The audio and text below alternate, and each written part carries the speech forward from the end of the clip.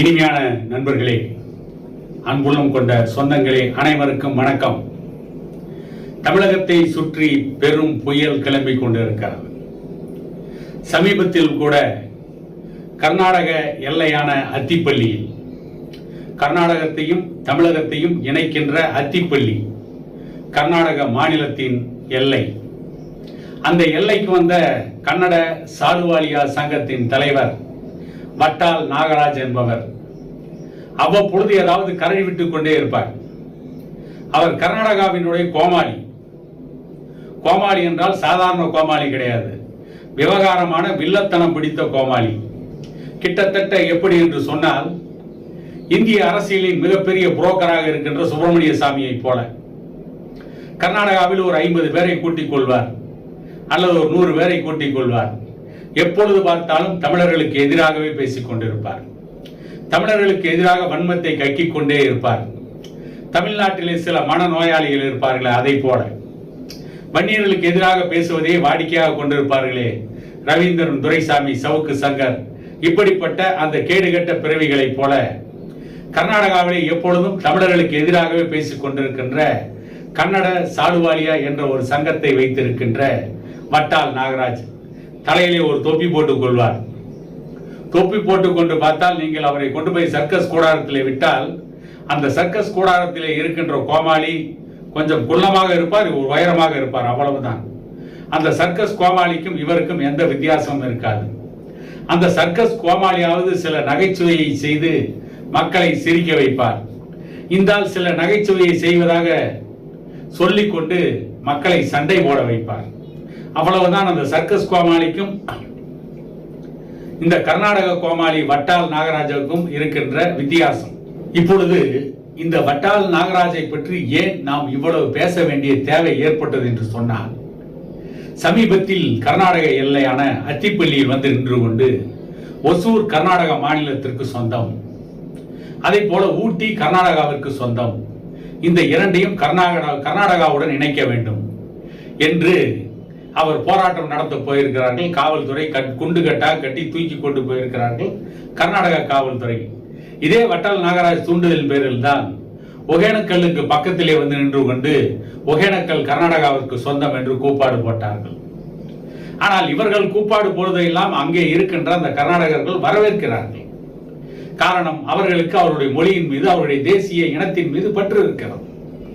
ஆனால் அதே தமிழகத்தில் நின்று கொண்டு கர்நாடகாவுக்கு போய், அல்லது தமிழகத்தில் நின்று கொண்டு ஒகேனக்கல் எங்களுக்கு சொந்தம், ஒசூர் எங்களுடையது, ஊட்டி எங்களுடையது என்று சொன்னால் பிரிவினைவாதம் பேசுகிறோம் என்று பேசுவதற்கும் இந்த தமிழ்நாட்டிலே ஒரு கூட்டம் இருக்கிறது.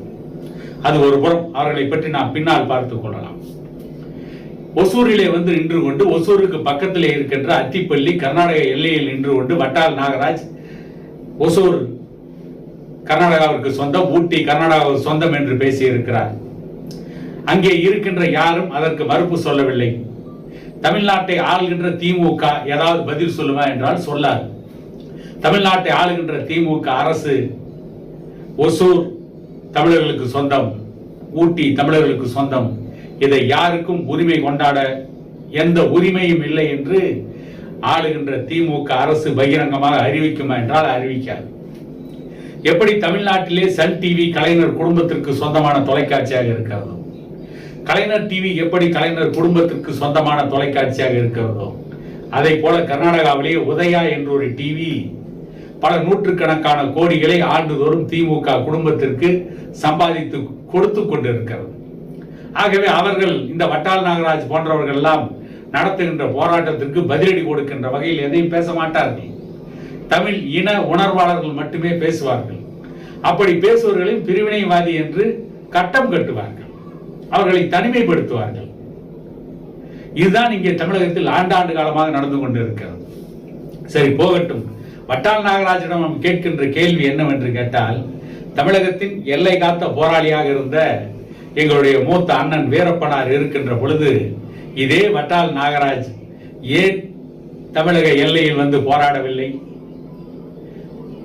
கன்னட உலகின் சூப்பர் ஸ்டார் என்று வர்ணிக்கப்பட்ட நடிகர் ராஜகுமாரை எங்கள் மூத்த அண்ணன் வீரப்பனார் அவர்கள் கடத்தி சென்று நாங்கள் ராஜகுமாரை கடத்தவில்லை, கைது செய்திருக்கிறோம் என்று அறிவித்த பொழுது அன்றைக்கு எங்கள் அண்ணன் வீரப்பனாரிடம் போய் நேருக்கு நேர் நின்று சண்டை போட்டு ராஜகுமாரை அழைத்து வந்திருக்கலாம் அல்லவா இந்த மாவீரன் வட்டால் நாகராஜ். அவர் இல்லாத பொழுது ஒரு மிகப்பெரிய தலைவன், ஒரு மிகப்பெரிய எல்லை காத்த போராளி, அவர் இல்லை என்று தெரிந்ததற்கு பிறகு எல்லையிலே வந்து நின்று கொண்டு போராடி கொண்டிருக்கிறார்கள், நடித்துக் கொண்டிருக்கிறார்கள். ஏன் கர்நாடகாவை சேர்ந்த முன்னாள் அமைச்சர் நாகப்பாவை எங்கள் மூத்த அண்ணன் வீரப்பனார் அவர்கள், மாவீரன் வீரப்பனார் அவர்கள் கடத்தி சென்ற பொழுது இதே வட்டால் நாகராஜ் அவர் உடன் வந்த அந்த 50 பேரை அல்லது 100 பேரை, ஒரு 500 பேரை அழைத்துக் கொண்டு காட்டுக்கு போய் இவர்களுடைய வீரத்தை எல்லாம் வீரப்பனார் அவர்களிடம் காட்டி நாகப்பாவை மீட்டுக் கொண்டு வந்திருக்கலாமே. கடைசியாக நாகப்பாவை பிணமாகத்தானே கொண்டு வந்தார்கள். அதிலும் முதலில் என்ன சொன்னார்கள்? நாகப்பாவை வீரப்பன் கொன்று விட்டார் என்று கதை விட்டார்கள். ஆனால் பிரேத பரிசோதனை என்ன சொன்னது என்று கேட்டால், அந்த அறிக்கை என்ன சொன்னது என்று கேட்டால், நாகப்பாவுடைய உடலிலே இருந்தது கர்நாடக மாநில போலீசார் சுட்ட துப்பாக்கி குண்டுகள். நாகப்பாவையும் வீரப்பனார் அவர்கள் கொலை செய்யவில்லை, ராஜகுமாரையும் துன்புறுத்தவில்லை. ஆனால் ஏன் கடத்தினார்? தன்னுடைய கோரிக்கைகள் நிறைவேற வேண்டும், தமிழ் சமூகத்திற்கான கோரிக்கைகள் நிறைவேற வேண்டும் என்று கடத்தினார். அவை ஒரு புறம். இதை பார்க்கின்ற பொழுது என்ன தோன்றுகிறது என்று சொன்னால், மாவீரன் வீரப்பனார் இருக்கின்ற பொழுது பேச நான் இயலாத கோழைகள் வட்டால் நாகராஜ் போன்றவர்கள். கிராமத்திலே ஒரு பழமொழி சொல்லுவதை போல, குழந்தை இல்லாத வீட்டிலே கிழவன் துள்ளி விளையாடுகிறான் என்று சொல்வதை போல, எல்லை காத்த மாவீரன் வீரப்பனாரை தமிழகத்தின் இமல்டா, மார்கோஸ், ஜெயலலிதா வஞ்சகமாக கொன்றுவிட்டதற்கு பிறகு இந்த தமிழ் இனத்திற்கு, தமிழ் சமூகத்திற்கு எதிரான கன்னட வெறி பிடித்த வட்டால் நாகராஜ் போன்ற காட்டு மிராண்டிகள் எல்லாம் இன்றைக்கு தமிழ் சமூகத்தை பார்த்து கொக்கரிக்கிறார்கள். ஒசூர் எங்களுக்கு சொந்தம் என்கிறார்கள். இன்னும் கொஞ்ச நாளில் ஆந்திராவை சார்ந்தவன் சென்னை எங்களுக்கு சொந்தம் என்பார். ஏற்கனவே கேரளாவை சார்ந்தவன் முல்லை பெரியார் அணையை இடிப்போம் என்கிறான். இந்த வட்டால் நாகராஜ் ஒசூர் எங்களுக்கு சொந்தம், ஊட்டி எங்களுக்கு சொந்தம் என்று சொல்லிக் கொண்டிருக்கிறான். இதற்கெல்லாம் காரணம் என்ன? தமிழகத்தை ஒரு தமிழன் ஆளாதவருடைய விளைவு. ஜெயலலிதாவை போன்ற இமல்டா, மார்கோஸும் கலைஞரை போன்ற விஞ்ஞான பூர்வமான ஊழல் செய்பவர்களும் தமிழகத்தை ஆண்டு கொண்டிருக்கின்ற காரணத்தால், வனத்திலே இருந்தாலும் காட்டிலே இருந்தாலும் நாட்டை காத்து வந்த எல்லை காத்த போராளி வீரப்பனார் அவர்கள் இல்லை என்கின்ற காரணத்தால் இப்படிப்பட்ட கோமாளிகள் எல்லாம் கோமான் போல வேஷம் போட்டுக்கொண்டு தமிழக எல்லையிலே நின்று கூப்பாடு போட்டுக் கொண்டிருக்கிறார்கள் என கூறிக்கொண்டு இன்னொரு காணொலியில் உங்களை சந்திக்கும் வரை உங்களிடமிருந்து விடைபெறுவது உங்கள் எடப்பாடி துரைசாமி.